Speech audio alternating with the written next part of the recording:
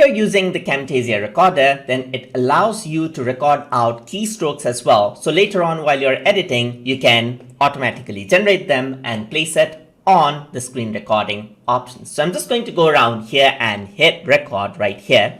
And then to enable out these keystrokes, I'm just going to go to Tool. I'm going to go to Options, and over here I'm going to make sure that Capture Keyboard Input is turned on, just like this. So I'm just going to start recording right here, and just like this, there's the countdown. As you can see, 3, 2, 1. And over here, if I were to go press something like F5, Control Z, Control Y, Control Alt and D, or whatever the keystrokes are, everything gets recorded right here.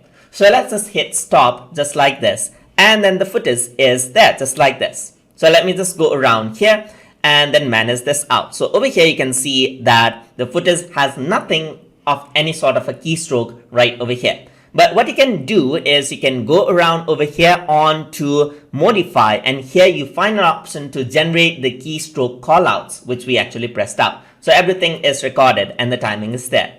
So simply click on Generate Keystroke Callout, and all of the keystrokes that we actually pressed is here, as you can see right here. You can choose the style of the keystroke that you want to add as well. Let's say, for example, you want white outline keystroke or clear keyouts right over here. You can choose the one you like. So I'm just going to go around and choose white outline keystrokes and press generate. And you can see that all the keystrokes is here, just like this. So it is in between the screen, as you can see. But usually this is sort of distracting. So what I personally like to do is select out all the keystrokes right here and resize it out just like this until it snaps onto the middle point, and I can keep it on the bottom left hand or right hand side just like that.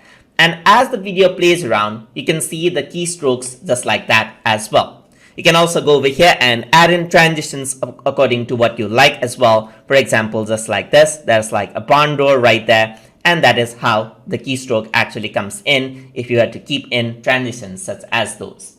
And that is how you can generate keystroke callouts inside of Camtasia and work with it. So hope you guys learned something as always. And as always, please like, comment, share, and subscribe.